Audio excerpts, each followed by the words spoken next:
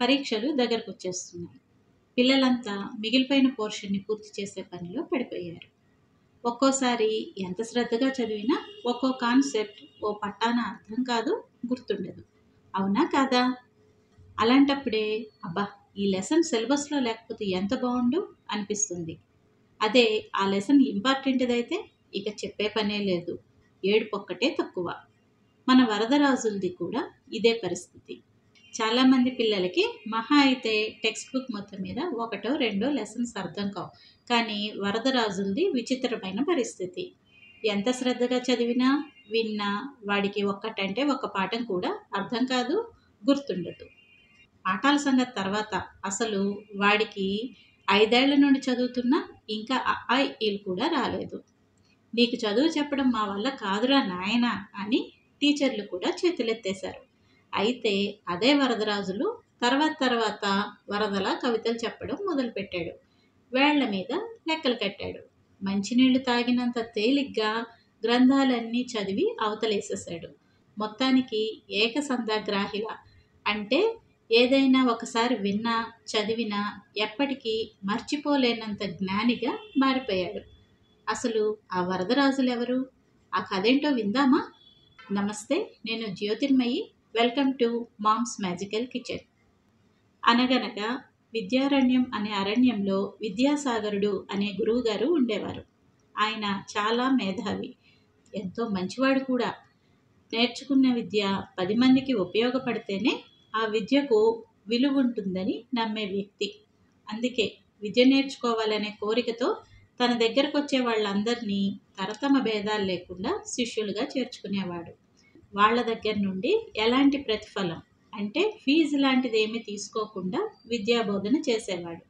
ఆయన గొప్పతనం గురించి తెలిసిన అనేక మంది చక్రవర్తులు, రాజులు, జమీందారులు, ధనవంతులు తమ పిల్లల్ని ఆయన దగ్గరికి చదువు నేర్చుకోమని పంపుతుండేవాళ్ళు.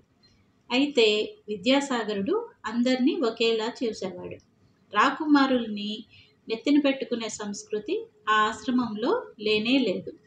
రాచబిడ్డలైనా, రైతు బిడ్డలైనా విద్యాసాగరుడు ఏర్పాటు చేసే అరకొర సౌకర్యాలతో సర్దుకోవాల్సిందే. ఆయన ఇచ్చిన టైం టేబుల్ని ఫాలో అవ్వాల్సిందే.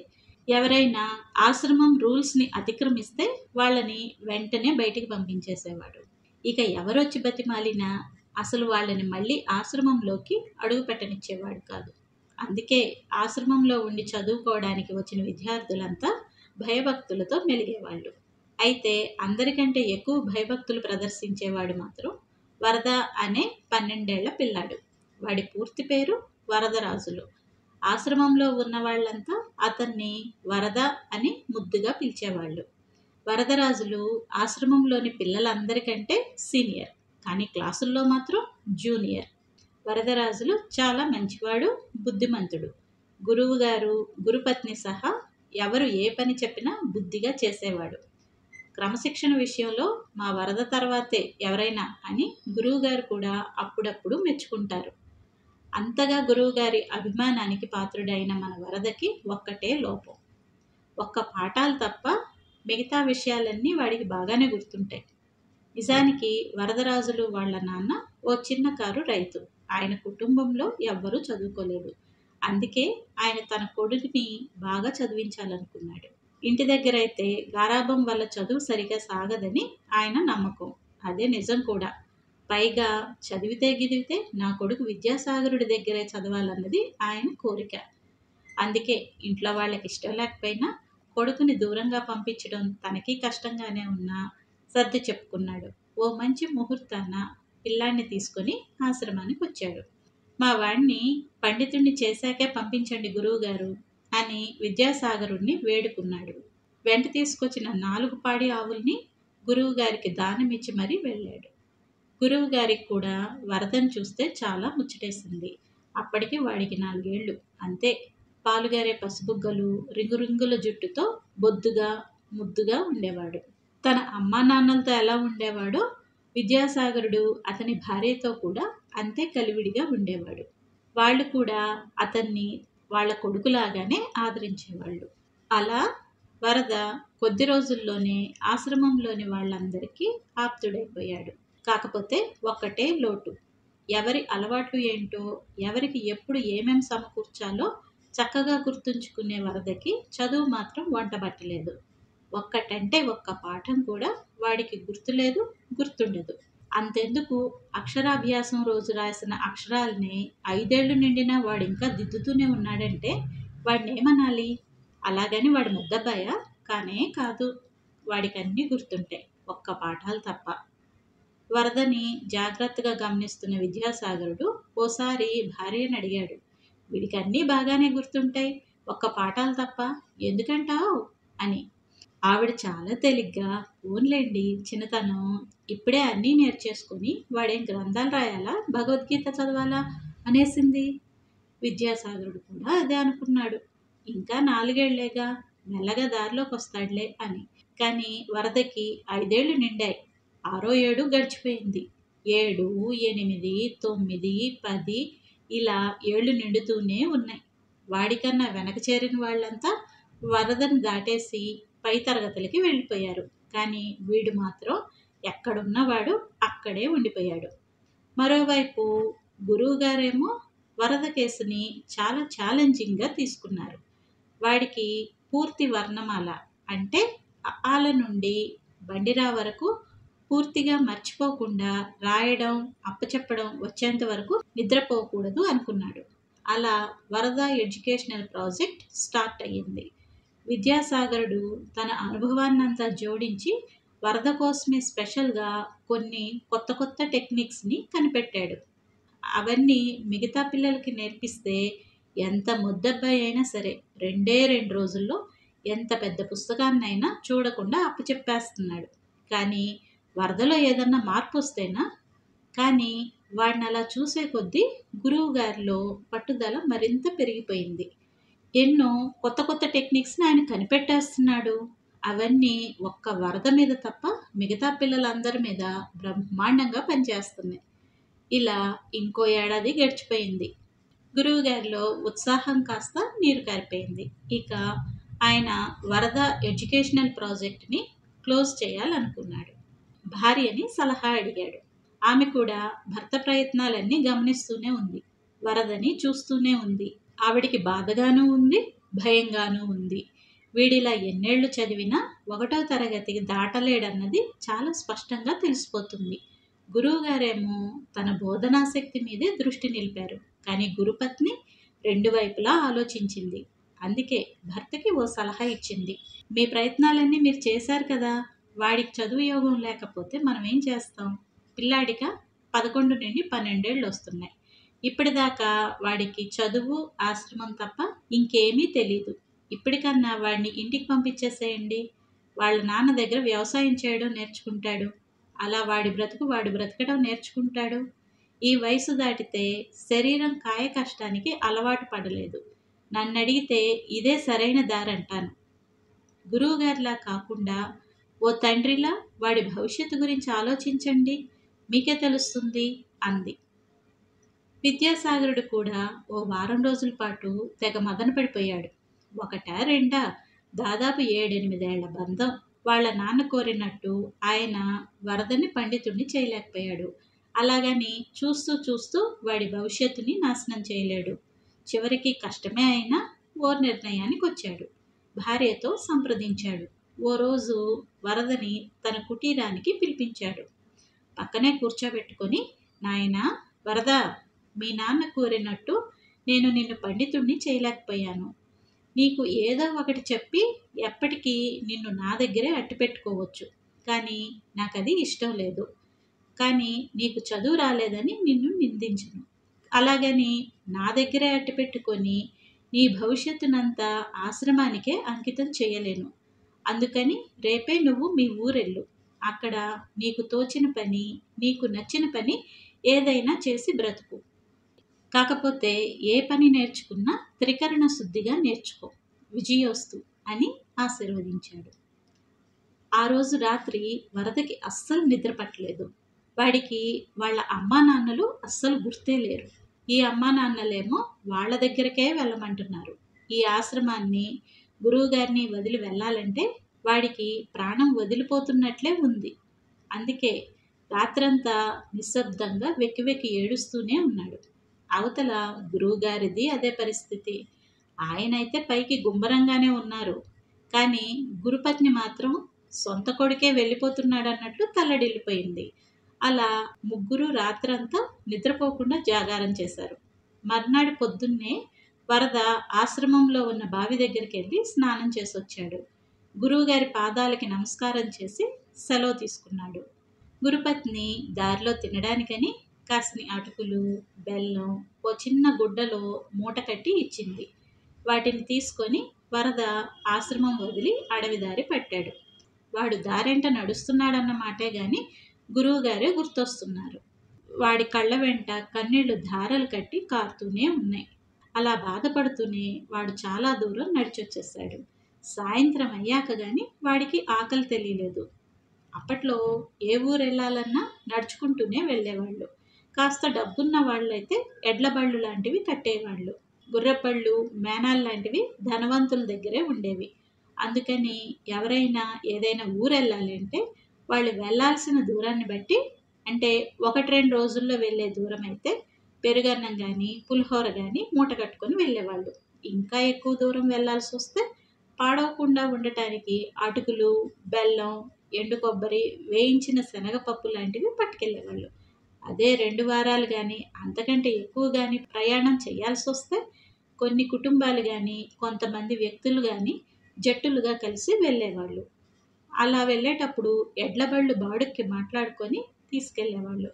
ఆ బళ్ళల్లోనే ఎక్కడైనా ఆగి వంట చేసుకోవడానికి కావలసిన వంట పాత్రలు, సరుకులు పట్టుకెళ్ళేవాళ్ళు. అలా దూరాభారం నుండి వచ్చే ప్రయాణికుల కోసం దాదాపు ప్రతి ఊళ్ళోనూ పూటకోళ్ళ ఇళ్ళు ఉండేవి. అంటే ఇప్పటి హోటల్స్ లాంటివి అన్నమాట. అదే అడవిలోనే ఆగిపోవాల్సి వస్తే అందరికీ సౌకర్యంగా ఉండటం కోసమని కాలిబాట పక్కన బావులు తవ్వించేవాళ్ళు. కాసేపు కూర్చొని సేద తీర్చుకోవడానికి వీలుగా చిన్న చిన్న ఏర్పాట్లు చేసేవాళ్ళు. ఇప్పుడు గవర్నమెంటు టూరిస్ట్ ప్లేసెస్లో బస్ స్టాప్లు, హోటల్స్ లాంటివి కట్టిస్తుంది కదా, అలా అన్నమాట. అలా ఆ బావులు తవ్వించడం, సత్రాలు కట్టించడం, వాటిని మెయింటైన్ చేయడం లాంటి పనులన్నీ రాజుగారే చేయించేవాళ్ళు. వరద కూడా అలాంటి ఓ బావి దగ్గరే ఆగాడు. భోజనానికి ముందు కాళ్ళు చేతులు కడుక్కోవాలి కదా, అందుకని నీళ్ల కోసం బావి దగ్గరికి వెళ్ళాడు. ఆ బావి మీద కొంచెం ఎత్తుగా 2 రాతి స్తంభాలు నిలబెట్టారు. ఆ రెండింటిని కలుపుతూ అడ్డంగా ఇంకో రాతి స్తంభం ఉంది. దాని మీద చెక్కతో చేసిన ఓ గిలక ఉంది. ఆ గిలక మీదుగా కొబ్బరి పీచుతో చేసిన చాంతాడు వేలాడుతుంది. ఆ తాడుకి ఒకవైపు చిన్న బకెట్ కట్టుంది. రెండో చివర్ని బావి మీద ఉన్న ఓ స్తంభానికి కట్టేశారు. వరద ఆ బకెట్ని బావిలోకి వదిలాడు. అది పూర్తిగా నీళ్లలో మునిగిన తర్వాత తాడుని పైకి లాగడం మొదలుపెట్టాడు. చివరికి నీళ్ల బకెట్ పైకొచ్చింది. దాన్ని అందుకొని యువతలకి లాగి బావి గట్టు మీద పెట్టబోయాడు. అప్పుడు వరద ఓ విషయం గ్రహించాడు. బావి దగ్గరికి వచ్చిన ప్రతి ఒక్కళ్ళు నీళ్లు తోడిన తర్వాత ఇప్పుడు సరిగ్గా వరద బకెట్ని ఎక్కడైతే పెట్టబోయాడో అక్కడే పెట్టుంటారు. అలా కొన్ని సంవత్సరాల నుంచి కొన్ని వందల మంది పెడుతూ ఉండటం వల్లనేమో ఆ ఒక్క ప్లేస్లో ఉన్న బండ అరిగిపోయి నున్నగా అయిపోయింది. మిగతా గట్టంతా గరుగ్గానే ఉంది. వాడి బుర్రలో ఏదో ఫ్లాష్ వెలిగినట్లయింది. ఈసారి గిలకని జాగ్రత్తగా గమనించాడు. ఆ చెక్క గిలక కూడా తాడు ఎక్కువగా తగిలిన ప్రదేశాల్లో అరిగిపోయి ఉంది. ఈసారి బకెట్కి కట్టిన తాడుని, స్తంభానికి కట్టిన తాడుని గమనించాడు. అవి కూడా రాపిడి జరిగిన ప్రదేశాల్లో అరిగిపోయి నున్నగా ఉన్నాయి. బకెట్కి ముడివేసిన దగ్గర కొబ్బరి పీచు నలిగిపోయి ఉంది. ఇవన్నీ గమనించిన తర్వాత వరదకి ఓ విషయం అర్థమైంది. వాడగా వాడగా బండరాయి అరిగిపోయింది. చాంతాడు నలిగిపోయింది. గిలక, స్తంభం వీటన్నిటి మీద కూడా తాడు గుర్తులు పడ్డాయి కదా. మరి నా బుర్రలో అక్షరాలు ఎందుకు పడవు? ఒరపిడికి అవన్నీ ఎలా అరిగిపోయాయో అలాగే రాయగా రాయగా నాకు పాఠాలు ఎందుకు రావు? చదవగా నాకెందుకు గుర్తుండదు అని. ఇక్కడ మనం ఒక విషయం చెప్పుకోవాలి. వరద ఆశ్రమంలో ఉన్నప్పుడు బావిలో నుండి కొన్ని వేల బిందెల నీళ్లు తోడుంటాడు. కానీ వాడికెప్పుడు ఇలాంటి ఆలోచన రాలేదు. కానీ ఇప్పుడు వచ్చింది. ఎందుకు? ఇప్పుడు వాడు ఆలోచిస్తున్నాడు. గురువుగారిని వదిలేసి వస్తున్న బాధ, నాకు చదువెందుకు రావట్లేదు అనే ఆలోచన వాడి బుర్రని పదును పెడుతున్నాయి. అందుకే అంతకుముందు అదే పనిని కొన్ని వేల సార్లు చేసినా అతని దృష్టికి రాని విషయం ఈరోజు వాడి దృష్టికొచ్చింది. ఆలోచించేలా చేసింది. ఆ బండరాయి కంటే నేనేమి తక్కువ వాడిని కాదు అనే స్పృహ వాడికొచ్చింది. ఇంకంతే, తర్వాతది మీరు ఊహించేసేయొచ్చు. గబగబా కాళ్ళు చేతులు కడుక్కున్నాడు. మూటలో ఉన్న అటుకుల్ని నీళ్లతో తడిపి బెల్లం ముక్కతో నంచుకుంటూ భోజనం కానిచ్చేశాడు. ఇక ఇప్పుడు ముందుకి వెళ్లకుండా వెనక్కి, అంటే మళ్ళీ ఆశ్రమానికి బయలుదేరాడు. కాసేపటికి ఆశ్రమం వైపు వెళ్తున్న ఓ గుర్రబండి వాడికి కనిపించింది. వాళ్ళని బతిమాలి అందులో ఎక్కాడు. రాత్రి అయ్యేసరికి గురువుగారి ముందున్నాడు. గురువుగారు ముందు ఆశ్చర్యపోయాడు, తర్వాత సంతోషించారు. గురుపత్ని అయితే ఆనందంతో పిల్లాన్ని హత్తుకొని ఏడ్చేసింది. మర్నాటి నుండే వరద ఎడ్యుకేషనల్ ప్రాజెక్ట్ మళ్ళీ పట్టాలెక్కింది. ఈసారి గురువుగారు కనిపెట్టిన టెక్నిక్స్ అన్నీ వరద మీద చాలా బ్రహ్మాండంగా పనిచేసింది. మొదట్లో ఒక్కో అక్షరం నేర్చుకోవడానికి వరదకి ఓ రోజంతా పట్టేది. కానీ పట్టుదలగా ఆ అక్షరం పూర్తిగా రాయడం, పలకడం వచ్చేదాకా అన్నం తినేవాడు కాదు, నిద్రపోయేవాడు కాదు. అలా కష్టపడి మొదటి 4-5 అక్షరాలు నేర్చుకున్నాడు. ఇక ఆ తర్వాత చదువు నేర్చుకోవడం వాడికి చాలా సులువైపోయింది. ఓ నెల రోజుల్లోనే గుణింతాలు, పదాలు, వాక్యాలు రాయడం, చదవడం నేర్చేసుకున్నాడు. 6 నెలల్లోనే 1, 2, 3 తరగతుల పాఠాలన్నీ వాడికి వచ్చేసాయి. ఏడాది గడిచేసరికల్లా తన వయసు వారితో పాటు చదువుకోవడం మొదలుపెట్టాడు. ఇప్పుడు ఆశ్రమంలో వరద అంటే ముద్దబ్బాయి కాదు, ఏకసంధాగ్రాహి. ఎంత క్లిష్టమైన లెక్కనైనా చిటికలో చేసేస్తాడు. ఎంత పెద్ద విషయాన్నైనా అందరికీ అర్థమయ్యేలా వివరించేస్తాడు. ఆవలించినంత తేలిగ్గా గ్రంథాలన్నింటినీ ఔపోషన్ పట్టేశాడు. నిద్రలో లేపి ఏ ప్రశ్న అడిగినా సబ్జెక్టుతో సంబంధం లేకుండా అలవోకగా ఆన్సర్ చేయగలిగేంత జ్ఞాపక శక్తిని, జ్ఞానాన్ని సంపాదించాడు. గురువుగారి దగ్గరే శిష్యరికం చేస్తూ ఆయనంత గొప్ప పండితుడిగా పేరు తెచ్చుకున్నాడు. ఇదండి ఇవాల్టి కథ. ఇది నేను 6th క్లాస్ చదువుతున్నప్పుడు మా హిందీ పాఠం. మా ఝాన్సీ లక్ష్మి టీచర్ గారు కూడా పిల్లలందరికీ అర్థమయ్యేలా చెప్పారు. ఎవరికైనా హిందీ వర్ణమాల రాకపోతే, రేయ్ వరద ఇంకో 5 సార్లు రాయ్, అదే వస్తుంది అని జోక్ చేస్తూ ఎంకరేజ్ చేసేవాళ్ళు. అప్పట్లో మేము పొలాల మధ్యలో నుండి 2 కిలోమీటర్ల దూరం నడిచి స్కూల్కి వెళ్ళేవాళ్ళం. మేము వెళ్లేదారిలో 2 మంచినీళ్ళ బావులు ఉండేవి. ఒకటి వాగు దగ్గర, రెండోది చెరువు దగ్గర. ఈ పాఠం విన్న తర్వాత పిల్లలమంతా మంచినీళ్ల కోసం బావి దగ్గర ఆగితే, ఎటువైపు బండరాయి అరిగిపోయిందో చూసి, అందరూ ఇటే వాడుతున్నారా, అందుకే అరిగిపోయింది అని చెప్పుకునేవాళ్ళం. బాగా అరిగిపోయిన బండరాయికి బాగా చదివే పిల్లల పేర్లు పెట్టి జోక్ చేసేవాళ్ళం. ఆ పరిసరాలు, ఆ ఆటల ప్రభావం వల్లనేమో నాకిప్పటికీ ఆ కథ, మా టీచర్ చెప్పిన తీరు గుర్తున్నాయి. మరి ఈ కథ మీకు నచ్చిందా? అయితే లైక్ చేయండి. మీకు కూడా ఇలాంటి మెమరీస్ ఏమన్నా ఉంటే కామెంట్స్ ద్వారా తెలియచేయండి. ఈ కథ ఇంకొందరిని ఇన్స్పైర్ చేస్తుంది అనిపిస్తే మీకు తెలిసిన వాళ్ళకి షేర్ చేయండి. మరిన్ని మంచి మంచి కథల కోసం మా ఛానల్కు సబ్స్క్రైబ్ చేయండి. మరో మంచి వీడియోతో మళ్ళీ కలుద్దాం. సెలవు.